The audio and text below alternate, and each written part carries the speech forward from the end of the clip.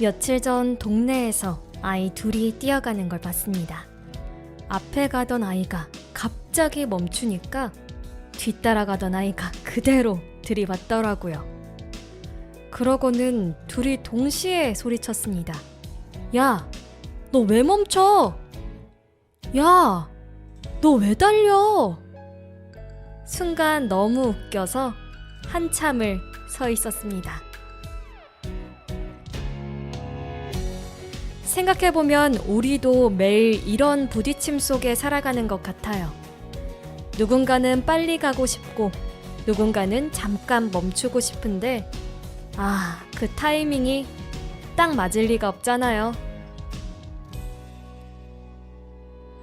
그렇다고 특별한 해결책이 있는 건 아니지만 그래도 누군가는 속도를 맞추려고 노력해보고 누군가는 이유를 묻는 대신 한 박자 쉬어가는 게 우리 삶의 리듬을 조금 부드럽게 만드는 게 아닐까요? 안녕하세요. 서대문 FM 뮤직 안테나 유미의 뮤지컬 세포들입니다. 오늘의 첫 곡은 영화 위키드 포그스의 오리지널 사운드 트랙 아리아나 그란데의 I'm Not That Girl 리프라이즈 버전입니다.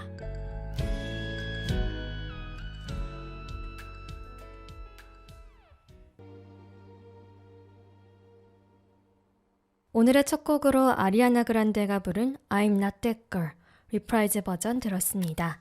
지난주에 이어 이번 주도 위키드 포그스로 이어지는데요. 오늘이 위키드의 대망의 마지막 날입니다. 작년에 저희가 위키드를 처음 만나게 돼서 1, 2부를 했었고 올해도 이렇게 위키드 포그스로 2부를 또 다루게 되었는데요. 일의 화력이 워낙 강했다 보니 조금은 지금 영화 박스오피스 상에서는 고전하고 있는 걸로 보이긴 합니다. 워낙에 뮤지컬도 그렇고요. 2부보다는 1부가 좀 가볍고 통통 튀고 귀여운 장면들이 많아서 1부까지를 좋아하시는 분들이 굉장히 많았던 것 같고요. 2부부터는 조금 어두워지다 보니까 어쩔 수 없이 조금은 그렇게 이탈하는 현상이 있긴 한 것 같습니다. 그래도 저희 마무리 해봐야죠. 또 이 2부에도 좋은 곡들이 많고 제가 계속 말씀을 드리고 있지만 저는 뮤지컬을 봤을 때 이 2부까지, 2막까지 끝까지 보고 나서 왜 그렇게 미국 배우들이 그렇게 어렸을 때부터 위키드에 대한 그런 뭐랄까 꿈을 갖고 그렇게 배우가 되고 언젠가 저 역할을 해보리라 하는 생각을 갖고 품고 살아가는지를 알겠다를 뮤지컬을 보면서 느꼈거든요. 제가 뮤지컬 딱 막이 내리고 커튼콜 하고 나서 든 생각이 그거였어요. 왜냐하면 이제는 세상이 너무나도 발전을 했다 보니까 이 오디션 영상 같은 게 다 남아있단 말이에요. 그래서 아리아나 그란데가 글린다로 정해졌다라는 거를 줌 미팅을 통해서 아마 전달이 된 걸로 알고 있는데 그때 아리아나 그란데가 굉장히 감격해하면서 울먹이는 모습을 보였는데 그렇게 미국 배우들은 위키드에 대한 꿈이 너무나도 커서 내가 꿈꿔왔던 내가 어린 시절부터 꿈꿔왔던 이 배역을 내가 지금 맡게 됐다고 하면서 감격하는 경우가 굉장히 많더라고요. 그런 것처럼 사실 저는 보면서 완전히 공감하긴 힘들죠. 왜냐하면 그 문화권의 사람이 아니기 때문에 저렇게까지 그럴까라는 생각을 했는데 딱 뮤지컬을 다 보고 났을 때 든 생각이 그런 생각이었어요. 그럴만하다. 그렇게 꿈을 갖고 살아갈 만하다. 어렸을 때 내가 위키드를 접했다면 나는 어린 시절에 분명히 한 번쯤 저 역할을 해보고 싶다라는 생각을 했을 거야 라는 생각을 했었거든요. 그래서 끝까지 한번 같이 봐주시면 좋을 것 같습니다. 그리고 지난주에 첫눈이 왔죠. 여러분 어땠나요? 눈오리도 많이 만드시고 눈사람도 좀 만드셨나요? 완전히 눈으로 그렇게 덮인 거를 너무 오랜만에 봤고 첫눈이 그렇게 쌓이기가 사실 쉽지가 않거든요. 제가 기억하는 한 첫눈이 그렇게까지 쌓였던 적은 이번이 처음이에요. 제 인생에서. 그래서 눈이 반갑기도 했고 이제 드디어 겨울이다 라는 생각에 저는 조금 신나기도 했습니다. 저는 겨울을 되게 좋아하거든요. 어렸을 때 대학생 때 스키부를 했었기도 했고 눈 보면 그냥 기분이 좋아요. 그래서 저는 스키장에 스키를 안 타러 가더라도 종종 가기도 합니다. 근데 그렇게 스키를 안 타도 스키장 가서 눈을 보면 너무 기분이 좋은 거예요. 여러분들도 혹시 눈을 좋아하시면 그냥 가볍게 기분 전환 겸 갔다 오시는 것도 추천을 드립니다. 자, 저희 그럼 본격적으로 위키드 이야기 해봐야겠죠? 지난 줄거리 한번 보려고 하는데요. 다시 오즈의 마법사를 마주하게 된 엘파바가 그려졌습니다. 둘이 힘을 합치면 오즈시티를 더욱 멋지게 만들 수 있지 않겠냐고 마법사가 설득을 하고 결국에는 우리 이제 엘파바도 그래, 그렇게 하자. 그래, 그러면 되지. 라고 알겠다라고 말하는 순간 그 동물들을 마법사가 가둬둔 것을 발견을 합니다. 그 모습에 분노를 하고요. 동물들을 모조리 풀어주고 글린다의 결혼식은 덕분에 엉망진창이 됐습니다. 엘파바와 마법사도 이제는 다시는 돌아올 수 없는 강을 건너게 됐죠. 지난 시간 혹시 방송 못 들으신 분들을 위해서 간단히 캐스팅을 다시 한번 읊어드리자면요. 엘파바 스트롬 역할을 신시아 에리보가 맡았고요. 글린다 홈랜드의 아리아나 그란데, 어린 글린다 역할의 스칼렛 스피어스, 피에로 티겔라 역할의 조나단 베일리, 마담 모리블의 양자경 배우, 마법사 역할의 제프 골든블룸, 보크 역할의 이선 슬레이터, 네사로즈 스롭의 마리사 보데가 맡았습니다. 방금 우리 처음에 들으셨던 곡은 피에로가 엘파바와 함께 떠난 뒤에 글린다가 홀로 한탄하면서 부르는 노래입니다. 피에로가 1편에서도 보시면 뭐지? 글린다랑 사귀면서 약간 분위기 이상하다. 엘파바를 더 좋아하나? 엘파바를 사랑하는 건가? 라는 생각을 우리가 하게끔 만드는 장면이 나왔었거든요. 그런데 아니나 다를까 피에로가 정말로 엘파바를 사랑하고 있었습니다. 그래서 엘파바와 함께 떠나게 되는데요. 글린다의 마음이 굉장히 무너졌겠죠. 내가 사랑하는 사람이 다른 사람을 사랑하는 것을 지켜보는 상황이잖아요. 그런 상황이 됐을 때 저라면 그런 생각을 했을 것 같아요. 이게 내가 사랑하는 사람이 다른 사람을 사랑한다? 도대체 어디서부터 거짓말이었을까? 어디서부터 나와 다른 마음이었을까? 나랑 같은 마음이었던 적은 있나? 나는 그의 진심을 가져본 적이 있을까? 이런 생각이 굉장히 많이 들 것 같거든요. 그러면 이제 마음이 너무 어려워지는 거죠. 그래서 가사도 보면 그는 그녀를 사랑하고 난 그 소녀가 아니야 라는 이야기를 합니다. 다행스럽게도 그는 나를 좋아했는데? 이렇게 좀 우기는 상황이 아니라 나는 그 소녀가 아니야 라는 판단은 좀 빨라서 받아들이기가 좀 나았을까 싶기도 한데 이런 경험 너무 안 좋죠. 저도 이제 생각해보면 뭐 이렇게 저를 사귀다가 그렇게 넘어간 케이스 물론 있긴 하지만 중학생 때 정교회장 오빠를 짝사랑했던 경험이 있거든요. 이 제작진행표를 쓰다가 우연히 갑자기 퍼뜩 떠올랐는데 그때 그 오빠는 너무나도 뭐랄까 좀 공부도 잘하는데 좀 잘 노는 스타일이라서 예를 들면 슬기로운 의사생활의 이익준 같은 스타일이거든요. 그래서 인기가 굉장히 많았고 제가 그 오빠를 되게 좋아했어요. 그래서 학창시절에 그 축제 올라갈 때 제가 노래를 불렀고 그 오빠가 사회를 맡았었는데 그 정교회장 오빠가 머리를 만지면서 저한테 유미야 오늘 잘해? 라고 한 이야기가 아직까지도 그 장면이 너무 뚜렷하게 생각이 날 정도로 어린 시절에 굉장히 설레었던 기억이 있습니다. 물론 그 오빠에게는 여자친구가 있었죠. 그래서 보면서 꽤 가슴 아픈 사랑아리를 했었던 기억이 있습니다. 15살인가 그랬던 것 같은데요. 자, 그럼 우리 이제 다음 곡도 들어봐야겠죠? 다음 곡은 신시아 에리보와 조나단 베일리가 부른 As Long As You're Mine 듣겠습니다.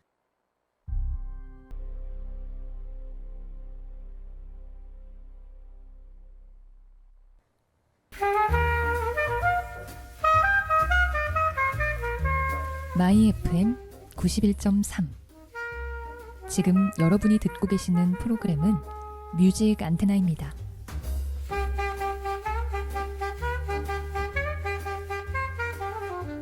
무뎌진 감성을 일깨우는 시간, 뮤직 안테나. 음악으로 마음을 전합니다. 신시아 에리보와 조나단 베일리가 부른 As Long As You're Mine 들었습니다. 이 노래 다시 들으니까 너무 좋은데요? 영화관에서도 보면서 굉장히 이런 사랑 노래가 있다고? 이렇게까지 서로를 원하고 그렇게 끌어당기는 노래가 있다고? 이러면서 봤던 것 같은데 다시 들어도 너무 좋습니다. 엘파바와 피에로가 함께 도망친 후에 서로의 마음을 확인하며 부르는 노래입니다.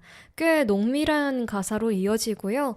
조나단 베일리가 정말 역할을 잘 소화했다고 생각이 드는 게 그 엘파바를 너무나도 사랑하는 눈길로 바라보면서 나는 너의 전부 다 괜찮다. 이런 눈빛으로 바라보는 거 있죠. 그렇게 잘생긴 사람이 그렇게 바라보면 안 넘어갈 수가 있겠냐고요, 여러분. 그렇게 작정하고 꼬시면 이거를 어떻게 하겠냐고요. 그냥 뭐 가야지, 어떡해. 여러분은 어떠세요? 근데 이게 또 그게 있거든요. 나름의 이 글린다와 엘파바가 친구 사이이기 때문에 우리가 원래는 친구 사이에 전 여친 전 남친은 탐하지 않는다라는 불문율 같은 게 있잖아요. 그게 또 깨진 케이스기는 한데 어떻게 보면 글린다가 참 착한 것 같다라는 생각이 들기도 하고 두 사람의 사랑은 어쩔 수 없다라는 생각이 들기도 합니다. 사랑이라는 게 어떻게 사랑에 빠지는 게 죄는 아니잖아 이런 이야기도 있기는 하지만 물론 그런 상황에선 죄가 될 수도 있죠. 그렇지만 사랑에 빠지는 게 내 뜻대로 되지 않는 순간도 굉장히 많은 것 같고 어떻게 보면 정말 하나의 불꽃 같은 느낌이거든요. 그래서 받아들여야죠. 어쨌든 조나단 베일리가 너무 잘생겼다라는 이야기를 하면서요. 차이점이 근데 이 As Long As You're Mine이 조금 있습니다. 그 뮤지컬에서는 엘파바와 피에로가 무릎을 꿇은 채로 부르는 반면에 이 영화에서는 엘파바의 마법으로 공중부양을 하는 등 화면 구성이 더 다채로워졌고요.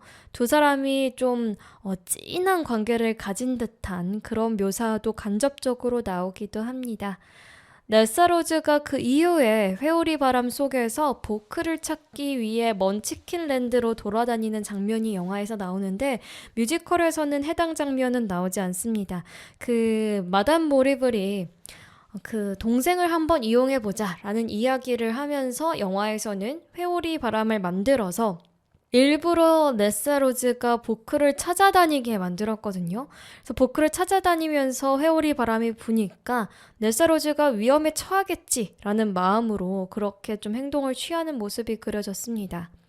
뮤지컬에서는 As Long As You're Mine 장면 이후에 피에로가 몰려오는 회오리를 보고 사고가 생길 거라고 암시하는 듯 격한 몸짓을 하지만요. 본작에서는 숲을 돌아다니다가 원숭이들을 만나고 한편이 되어 글린다와 치고받고 싸우는 엘파바를 도와주러 옵니다. 또 글린다와 엘파바가 몸싸움을 벌이는 장면에서 엘파바가 글린다를 피해 하늘을 나는 장면이 추가가 되었습니다. 이게 결국에는 넬사 로즈가 날아온 집에 깔려서 죽게 되는데 이 집이 그 오즈의 마법사랑 이어지는 부분이거든요. 도로시가 날아온 그 집이었다로 이어지는 그렇게 오즈의 마법사가 또 그렇게 이어지는 부분이라고 보시면 될 것 같습니다. 저희 다음 곡 들어보려고 하는데요. 다음 곡은 신시아 에리보가 부른 Not Good Deed 듣겠습니다. 신시아 에리보가 부른 Not Good Deed 들었습니다. 선행을 하려는 시도가 몇 번이나 좌절되고 여동생 넬사 로즈의 죽음과 드라몬드 교수에 이어 급기야 피에로까지 잡혀가면서 마법사의 부하들에게 고문을 받게 되자 엘파바는 자신의 행동에 강한 회의를 느낍니다. 엘파바는 글린다와 오즈 시민들에 대한 증오를 느끼면서 다시는 선행을 하지 않겠다며 그들이 원하는 대로 마녀가 되어주겠다고 선언을 합니다.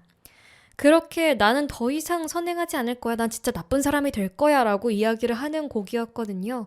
네사로즈의 죽음을 미끼로 자신을 잡으려 했다고 생각을 했으니 사실 그게 맞기도 하지만 글린다는 엘파바와 피에로에 대한 배신감에 엘파바를 잡으려면 네사로즈를 미끼로 쓰는 게 좋을 거다라고 말하긴 했어도 네사로즈를 죽이려는 생각은 없었거든요. 그건 어디까지나 마담 모리블의 생각이었고 글린다는 거기까지는 생각을 해보지 못했던 거예요. 엘파바 역할의 배우에게 있어서 이 나쿠띠드가 굉장히 힘든 곡이라고 합니다. 실제로 한국 초연의 옥주연 배우와 박해나 배우도 나쿠띠드가 제일 힘들다고 할 정도로 이 노래가 굉장히 난이도가 있는 곡입니다. 그리고 감정선 같은 것도 굉장히 중요한 곡 중에 하나이기 때문에 부르기가 굉장히 테크닉적으로도 힘들고 감정적으로도 힘든 곡이지 않나라는 생각이 듭니다. 짧은 시간 안에 백스테이지를 달려가서 지하 무대로 이동을 한 다음에 리프트를 타고 고음을 내지르면서 다시 무대로 올라와야 하기 때문에 또 힘든 점이 있다고 하더라고요. 다만 한국 재연과 사면에서는 극장 구조상 리프트가 없었고요. 그냥 옆에서 달려나오는 것으로 변경이 되어서 배우들이 리프트를 타러 질주하는 일은 없었습니다. 우리가 보통 Defying Gravity가 워낙 유명하고 Defying Gravity가 주는 그 압도적인 모습이 있잖아요. 하늘을 날면서 부르는 그 Defying Gravity의 강력한 인상 때문에 게다가 1막의 마지막 곡이기도 하고 그 뒤로는 뭐 이거 봤으니까 됐지라는 생각을 하지만 나쿠띠드도 정말 꼭 봐야 하는 장면 중에 하나입니다. 엘파바를 극한의 가창력을 요구하는 배역으로 만든 또 다른 주역이기도 하거든요. 그래서 여러분들이 기억을 하실 때 이 위키드의 대표적인 곡은 Defying Gravity와 Popular도 있겠지만 나쿠띠드도 못지않다라고 생각을 해주시면 너 좀 아는구나 정도 들으실 수 있다는 거 이야기를 해드리고요. 뮤지컬에서 나쿠띠드 장면은 엘파바가 키아무코 성 안에서 그리머리로 주문을 외우는 것으로 끝이며 강렬한 분위기는 노래의 멜로디와 배우의 연기로 만들어내야 하는 그런 장면입니다. 반면 영화에서는 원숭이들이 등장하고요. 마법으로 불을 지피고 엘파바가 다양한 동선으로 날아다니는 등 훨씬 다채로워졌죠. 그러니까 그 그리머리 주문을 외우는 게 끝인 거예요. 그냥 그 장면이 다예요. 그런데 영화에서는 훨씬 구현할 수 있는 게 많았고 막 원숭이들 있고 하늘에 나라가 있고 막 공중부양해가지고 막 노래를 부르는 모습으로 그려져서 훨씬 오감이 새롭다라고 느끼셨을 수도 있을 것 같고요. 또 엘파바가 과거의 모습들을 회상하거나 피에로가 고문당하는 모습을 보는 연출이 추가가 되었습니다. 마담 모리블이 마법사에게 도로시 일행이 왔다고 보고를 하고요. 만나지 않고 돌려보내려는 마법사에게 이용할 가치가 있다고 조언하는 장면까지 추가가 되었습니다. 저희 다음 곡 이어서 또 들어보려고 하는데요. 다음 곡은 위키드 무비캐스트와 이선 슬레이터가 부른 March of the Witch Hunters 듣겠습니다.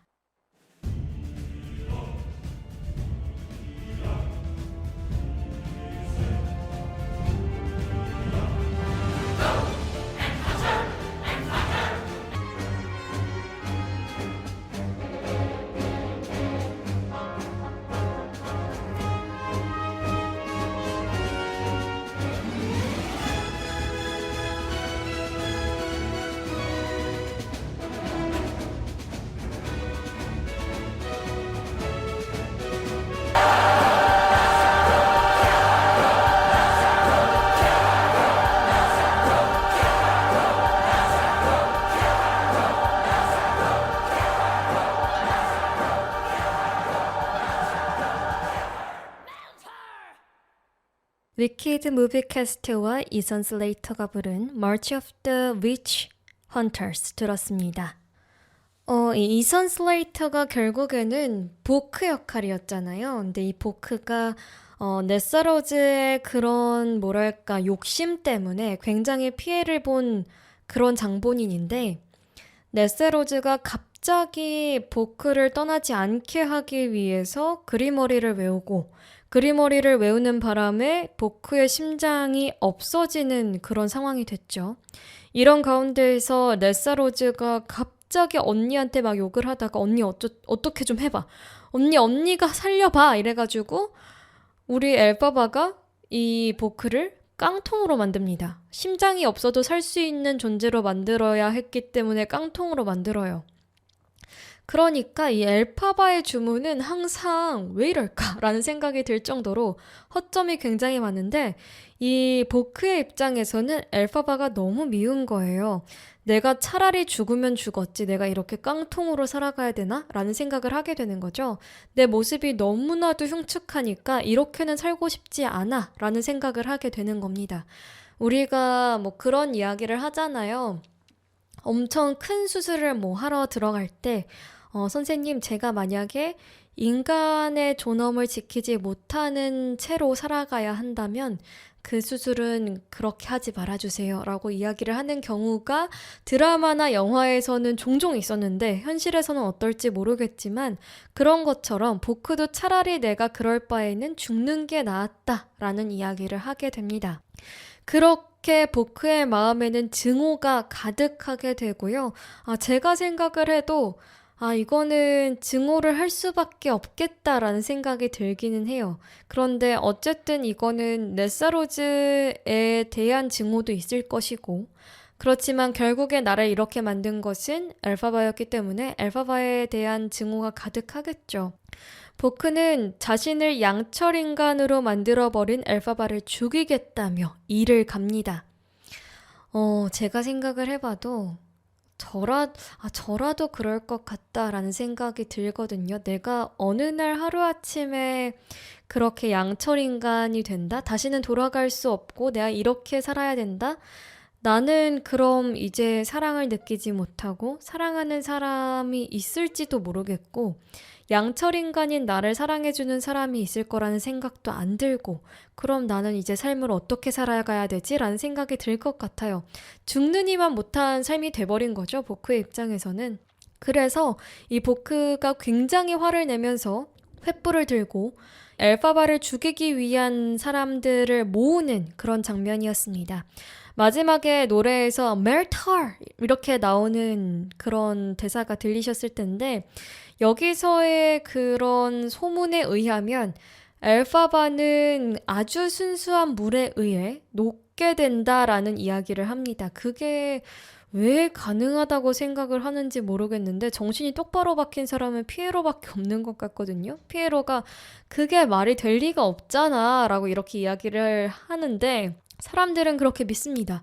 가장 순수한 물을 뿌리면 이 초록마녀는 녹아서 죽게 된다 라는 이야기를 하게 되죠. 그래서 사람들이 양동이에 물을 들고 그렇게 다 같이 도로시와 함께 겁쟁이 사자와 허수아비가 된 피에로와 함께 엘파바를 죽이러 가는 그런 모임이 형성이 됐습니다. March of the Witch Hunters 대목에서 보크가 테라스에서 아래를 내려다보는 글린다를 살짝 바라보며 의미심장한 표정을 짓는 장면이 추가가 되었는데요. 그 장면이 참 묘했어요. 보면서 약간 이 모습이 글린다가 좋아하는 모습이 아니라는 걸 알지만 이제 나는 글린다가 봤던 보크가 아니니까 라는 생각과 함께 많은 생각이 스쳐 지나가는 듯한 느낌을 주는 보크의 표정이었거든요. 그리고 둘이 이 이후에 실제로 사귀게 됐잖아요. 아리아나 그란데와 이선 슬레이터가. 그런 것도 또 재밌는 포인트 중에 하나라고 볼 수 있겠죠.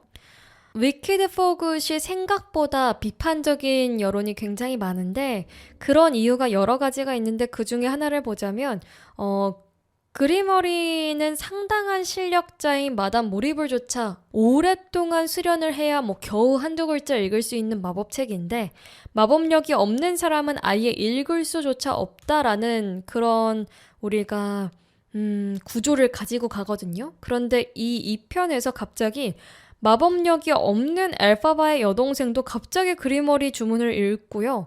이렇게 그냥 한 글자 한 글자 따박따박 읽으면 되는 거를 마담 모리블은 왜 못 읽었을까? 라는 생각이 들 정도로 뭐지? 라는 부분이 있었고 후반에 마찬가지로 마법력이 전무한 글린다에게까지 그리머리의 주문이 나타난다는 암시로 끝이 나게 됩니다. 가장 큰 문제점은 글린다와 엘파바 그리고 죽은 여동생 사이의 감정적 서사의 부재인데요. 엘파바의 여동생이 회오리에 휩쓸린 도로시의 집에 깔려 사망을 했는데 그 이후 시간을 그냥 허무하게 건너뛰더니 글린다가 그 여동생의 구두를 도로시에게 별 이유도 안 밝히고 그냥 주고요. 그런 도로시에게 마법사가 엘파바 잡는 퀘스트까지 주었다는데 이런 중요한 대목을 서사로서 풀어내주지 않고 그냥 대사 몇 줄로 얘기를 해버렸거든요. 엘파바가 와서 내 동생의 요품인데 그걸 왜 줬어? 그러니까 누군가는 좀 그런 걸 해줘야 될 거 아니야? 라고 이야기를 합니다. 전혀 납득을 할 수 없는 그런 이야기죠. 제가 생각을 해도 엘파바가 굉장히 화낼 수밖에 없는 상황이고 둘이 친구였으니까 더더욱이 좀 그런 상황입니다. 그러니까 성격을 알다가도 모르겠어요. 착한 것 같기도 하고 멍청한 것 같기도 하고 뭐 아닌 거 나쁜 것 같기도 하고 막 그거를 왔다 갔다 하게 만드는 그런 캐릭터들인데 그러다 보니까 상식적으로 내 절친한 친구의 가족이 죽었는데 그 유품, 심지어 엘파바의 어머니의 것이기도 하죠. 근데 제3자인 글린다가 남한테 홀라당 주는 게 이게 말이 되나? 라는 생각을 하게 되는 거죠. 그래서 이런 것들이 좀 설득할 서사가 필요했는데 하나도 보여주지 않았고 그냥 엘파바와 글린다가 뭐 복잡한 서사적 감정을 전술한 피에로와의 상랑선까지 엮이면서 서로 때리는 걸로 끝이 났거든요. 그러다 보니까 애초에 원작 팬들은 영화에 기대했던 거는 원작의 엉성한 서사를 어떻게 보완할 것인가 하는 부분이었는데 그렇기 때문에 이 부분에 있어서 비판적인 여론이 굉장히 많은 것 같습니다. 이 서사적인 문제들을 하나도 고치거나 뭔가 보완을 하려고 했던 노력이 보이지 않고 그랬기 때문에 옹호하기 어렵다는 비판이 굉장히 많은 편이라고 하더라고요. 근데 제가 봐도 이 장면은 엥? 하면서 볼 정도로 글린다가 너무 허무맹랑한 이야기로 내가 구두를 주면 왜 안 되는데 라는 식으로 이야기를 하고 그러고 서로 갑자기 그 지팡이와 빗자루를 막 휘두르더니 피에로가 등장을 해가지고 그 엘파바가 다시금 도망갈 수 있게끔 해주고 피에로는 결국에는 그 경비대원들에게 끌려가서 정말 얻어맞게 되는 그런 상황이 되거든요. 그래서 그렇게 얻어맞으면서 엘파바는 이제 굉장히 마음이 힘들어지면서 나는 더 이상 착하게 살지 않을 거야 라고 이야기를 하면서 이 자신이 사랑하는 피에로가 이렇게 맞아도 죽지 않게끔만 해주세요 라는 기도를 하게 됩니다. 그래서 허수아비가 되는 거예요. 피에로가 참 주문이 허술함이 많아요. 차라리 그렇게 맞아도 사람의 모습으로 전혀 문제가 되지 않게끔 해주세요. 아니면 맞았더라도 다시 회복이 되게 해주세요 라는 주문도 있었을 텐데 냅다 허수아비로 만드는 이게 무슨 상황인지 모르겠는 그런 주문으로 이어지는 상황이었습니다. 이러다 보니 좀 이렇게 보면 위키드에 대한 실망감이 있을 수도 있겠다라는 생각이 들기는 하거든요. 근데 여러분 우리가 생각을 해야 되는 게 제가 지난 시간에도 말씀을 드렸지만 이 위키드는 오즈의 마법사의 팬픽이라고 생각을 하시면 되거든요. 그러다 보니 오즈의 마법사 이야기도 끌어와야 되고 이렇게 동화적인 모습으로 섞여야 했기 때문에 어쩔 수 없는 부분도 있을 것 같다라는 말씀을 드리고 싶어요. 그리고 애초에 해리포터 같은 느낌은 또 아니어서 엉성한 구조를 우리가 어느 정도는 뭐 드라마적 허용, 뮤지컬적 허용 이런 느낌으로 받아줘야 되지 않을까라는 생각이 들기는 합니다. 저희 이어서 다음 곡 들어보실 텐데요. 다음 곡은 아리아나 그란데가 부른 The Girl in the Bubble 듣겠습니다.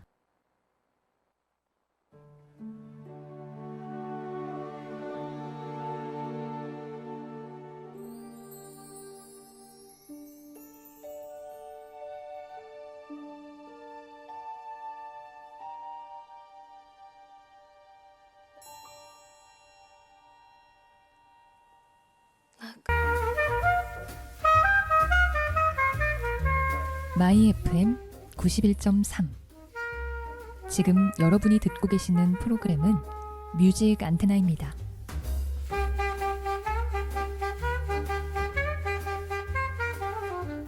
무뎌진 감성을 일깨우는 시간, 뮤직 안테나. 음악으로 마음을 전합니다.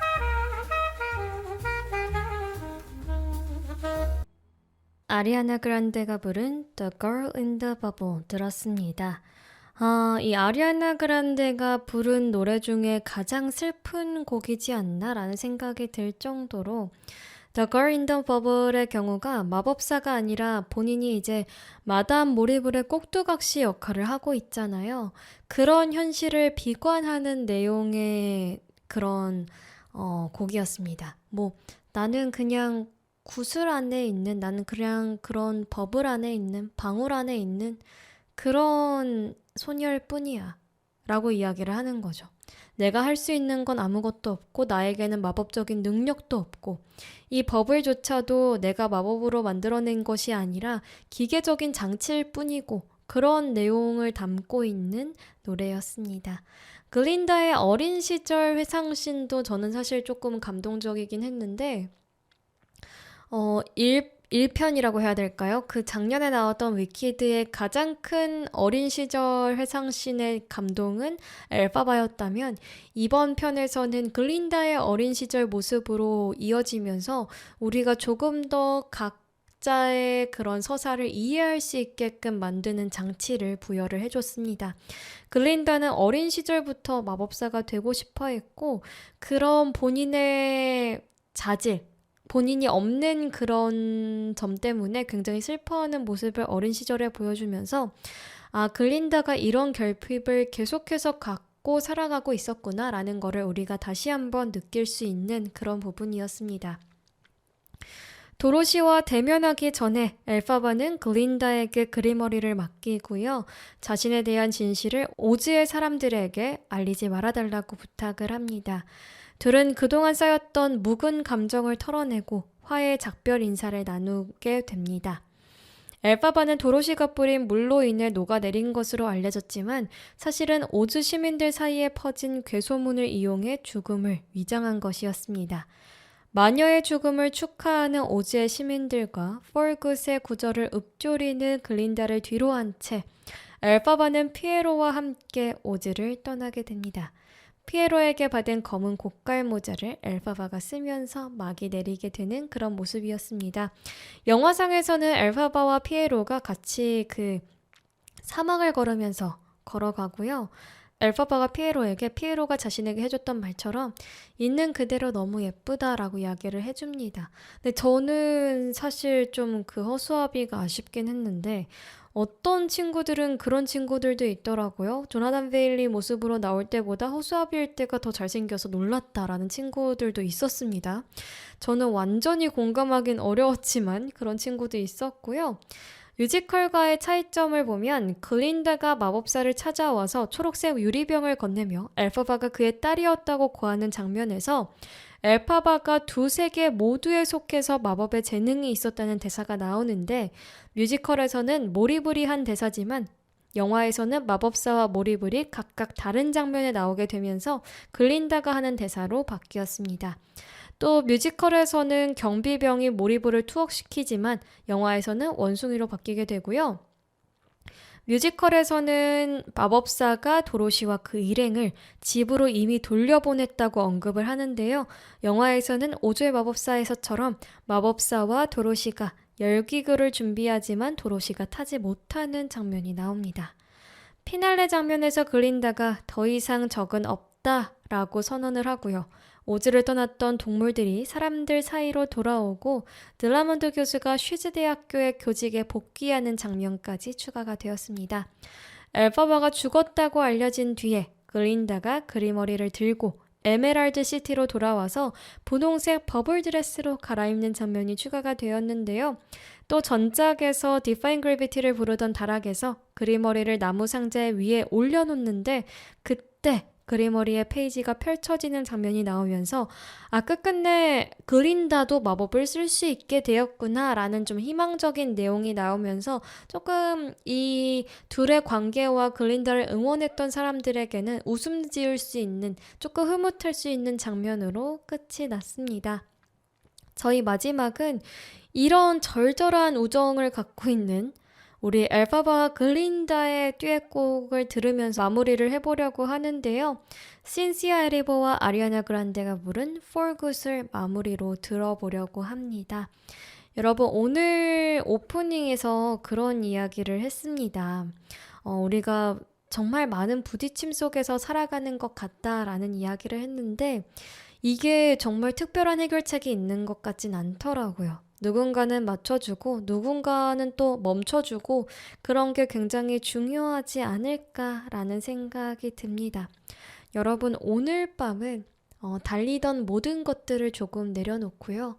서로를 바라보고 서로의 숨소리에, 서로의 그런 행동에, 서로의 말에 집중할 수 있는 그런 밤 보내시길 바랍니다. 여러분, 좋은 밤 되세요. I'm limited. Just look at me. Not with your eyes, with theirs. I'm limited. And just look at you. You can do all I couldn't do, Glinda.